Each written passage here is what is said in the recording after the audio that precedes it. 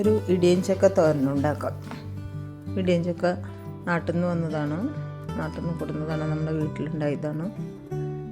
അത് നമ്മൾ കുറച്ച് കുക്കറിൽ വേവിച്ച് ഒരു വിസിൽ വന്നു കഴിഞ്ഞാൽ നമ്മൾ അതിനെടുത്തിട്ട് അതിൻ്റെ തൊലി കളഞ്ഞ് ചക്ക ഒന്നിങ്ങനെ ചെറുതായിട്ടൊന്ന് അരിഞ്ഞെടുത്താൽ മതി.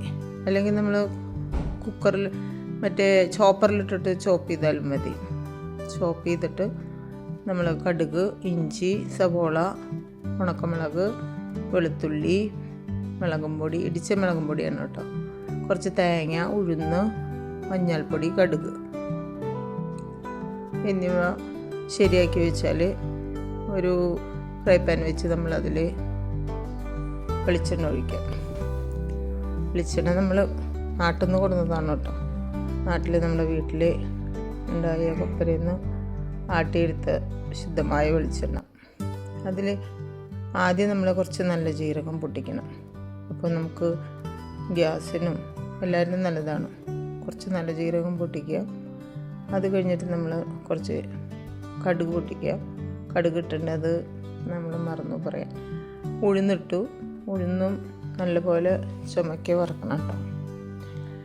ഉഴുന്നിടുമ്പോൾ അതിൽ കുറച്ച് ഒരു ടേസ്റ്റ് കിട്ടും. അതൊന്ന് കടിക്കുമ്പോഴൊക്കെ ഒരു ചുവന്ന കളറാവണം ഉഴുന്ന്. അത് കഴിഞ്ഞിട്ട് നമ്മൾ കുറച്ച് ഒരു വറ്റൽമുളക് 4 ഇട്ടു. അതൊന്ന് പൊട്ടിച്ച് തോക്ക കളഞ്ഞിട്ട് ഇട്ടു. അതൊന്ന് ജസ്റ്റ് ഒന്നൊരു മൂത്ത് വരുമ്പോൾ, ജസ്റ്റ് ഒന്നൊരു കളർ മാറി വരുമ്പോഴേക്കും നമ്മളതിൽ കുറച്ച് ഇഞ്ചി, സബോള അതൊക്കെ ഇട്ടു. വെളുത്തുള്ളിക്ക് വേണമെങ്കിൽ കുറച്ച് കൂടുതലിടാം കേട്ടോ. അതൊക്കെ അരിഞ്ഞ് ഒന്ന് മൂത്ത് വരും. നന്നായി മൂപ്പിക്കണേ. മൂത്ത് വരുമ്പോൾ അതിലേക്ക് ഇടിച്ച മുളകും പൊടി, അത് നാട്ടിൽ നിന്ന് കൊടുന്നതാട്ടോ, നല്ല വീട്ടിലുണ്ടാക്കിയ ഇടിച്ച മുളകും പൊടി, അത് നന്നായി മൂപ്പിക്കണം.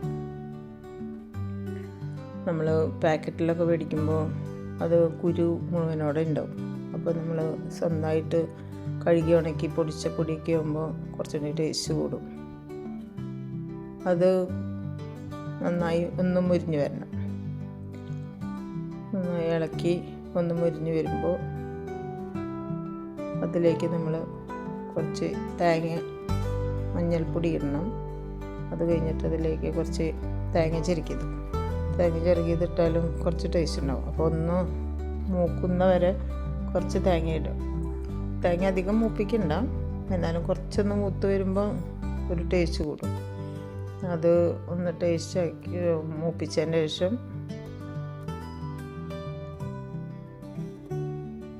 നന്നായി ഒന്ന് മൂക്കണം. മൂത്തതിന് ശേഷം നമ്മൾ ചക്ക നന്നായി കൊത്തി അരിഞ്ഞ് വെക്കണം. അല്ലെങ്കിൽ ഒന്ന് ചോപ്പ് ചെയ്ത് വെച്ച ചക്കയായാലും മതി.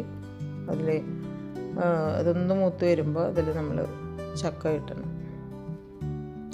ഒരുവിധം നമ്മൾ മൂത്തു. അത് കഴിഞ്ഞാൽ നമ്മൾ ചക്ക ഇടും.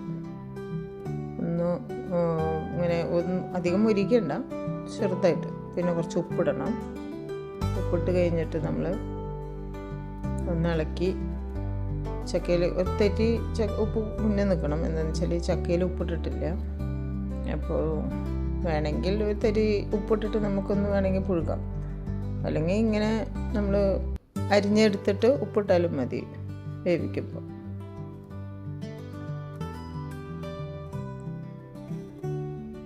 അത് ഇളക്കി നമ്മൾ നന്നായി മിക്സ് ചെയ്ത് ഒന്ന് ആവിയിൽ ഒന്ന് അടച്ച് വെച്ചിട്ട് ആ മസാലയ്ക്കൊന്ന് പിടിക്കാൻ വേണ്ടിയിട്ട് ഒന്ന് അടച്ച് വെച്ച് നമ്മൾ ഒരു 3 മിനിറ്റ് ഒന്ന് വേവിക്കണം. എന്നാലേ നമ്മൾ ആ ചക്ക അതിൽ ഒന്ന് പിടിക്കുള്ളൂ. മസാലയിൽ പിടിക്കണ്ടേ.